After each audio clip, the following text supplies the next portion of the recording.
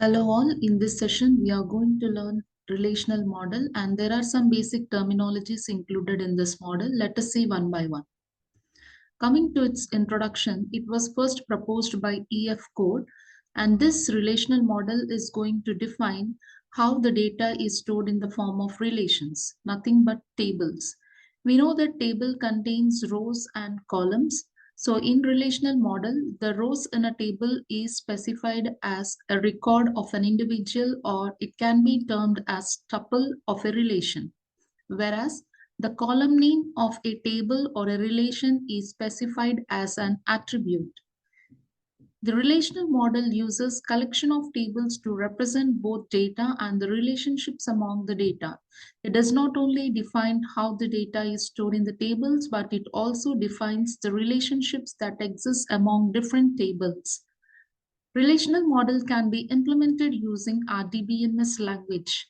RDBMS stands for Relational Database Management System Language. This is a program used to maintain a relational database, or it uses some SQL queries in order to access the data in the database. This relational model is an example for record-based model, and this model is the most widely used data model. It has become more popular because most of the current database systems are using this relational model. What is relational model? Let us define what it is. It represents how the data is stored in the relational databases.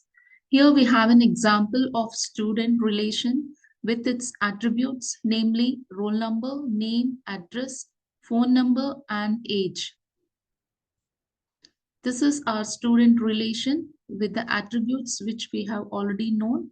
These are known as the column names or the attributes of the student relation. Relation is nothing but the table which comprises both the column names as well as the records or the rows of a student relation. And the attributes define a piece of information that is used for describing the corresponding relation. For student relation, we are having the attributes like roll number, name, address, phone, and age. These are the basic terminologies included. We have already discussed what an attribute is. Attributes are the properties that define an entity. Entity is a thing which exists in the real world or which has a physical existence. So here student is an entity. Next, coming to relational schema. A relation schema defines the structure of the relation and represents the name of the relation with its attributes.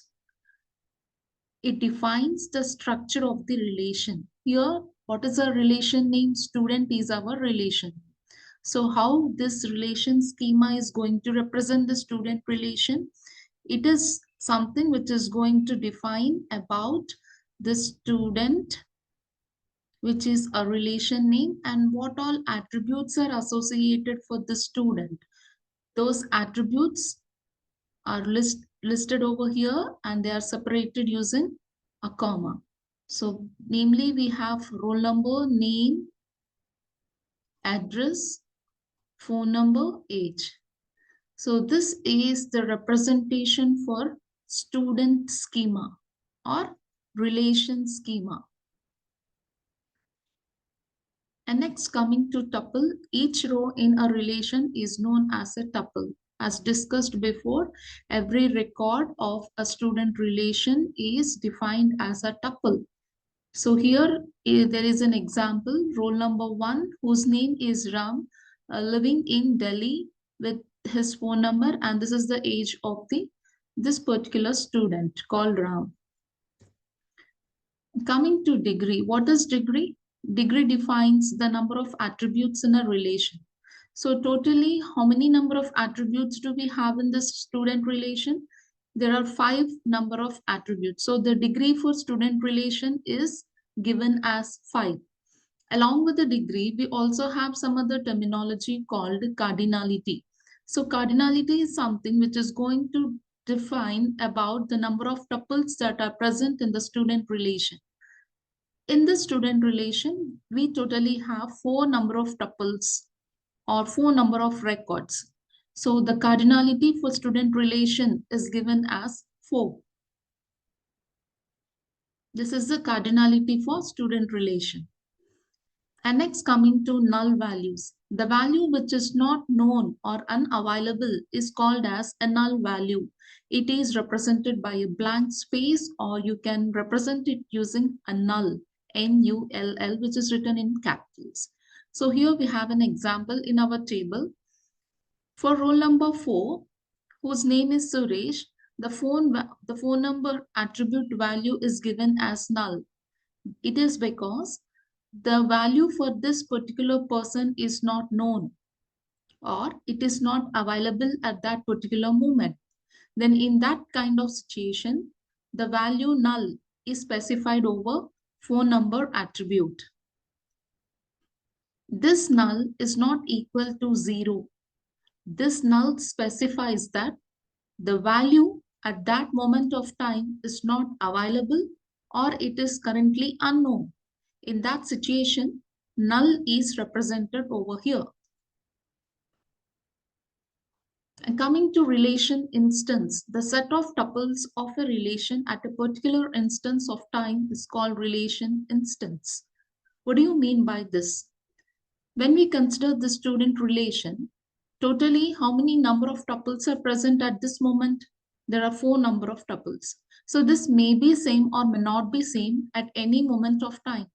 The user may try to insert more number of records into the same student relation, or sometimes the user may also want it to delete the existing records of a relation. So here the instance, relation instance is telling you something about the number of records that are present at that particular moment of time. So for student relation at this time, the relation instance can be given as 4 because there are 4 number of records that are present in student relation. Advantages of relation model. Now let us see what are the advantages that are present for relational model. First one is the structural independence. What is structural independence? Independence is something whenever any changes are made at one level, those changes should not affect the other level. So we have already known with the data independence. Let us recall what is data independence. Data independence is saying that whatever the changes you make in one particular level of a data model, those changes should not impact the higher levels of a data model. So similarly, the structural independence is something whenever the changes that you make for the structure of the database, those changes can be done without affecting the other levels.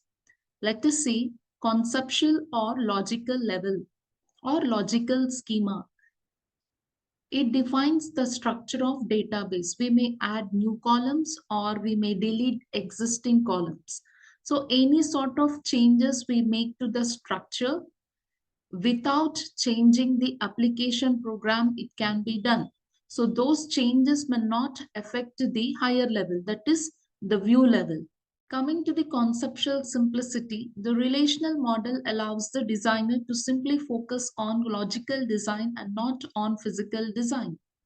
It tells you about designing the database, but not about the implementation of the database. So thereby we can say that it is very simple to understand.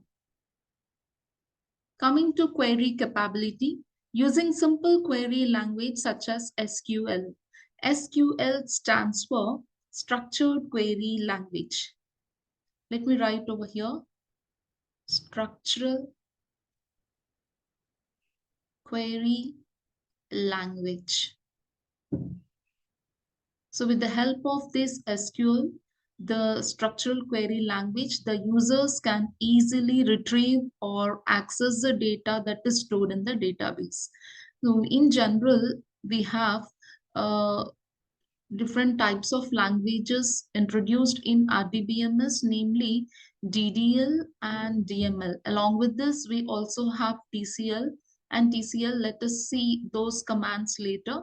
So the most commonly used languages in RDBMS are data definition language. DDL stands for data definition language, and DML stands for data manipulation language. So the set of commands that are coming under this particular language are used only to make the changes for the structure of the table or the relation.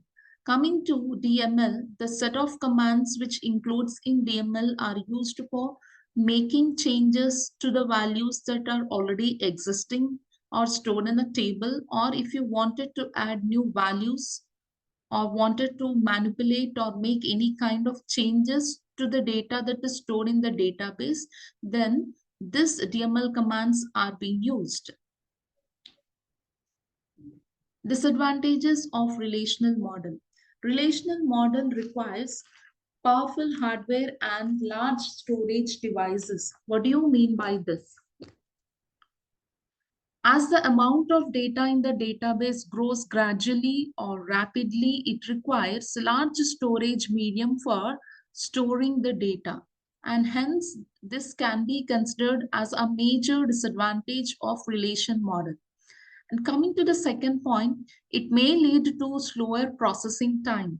It is because we are using structural approach in organizing and managing the data.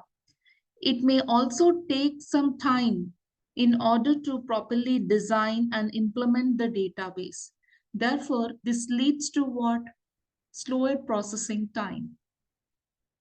And coming to the third one, poorly designed systems lead to poor implementation of database systems, which means this relational databases may not be suitable for all kind of data or for certain applications. For example, if you have large amount of unstructured data, say images or any kind of multimedia files, then this relational model may not be a better choice.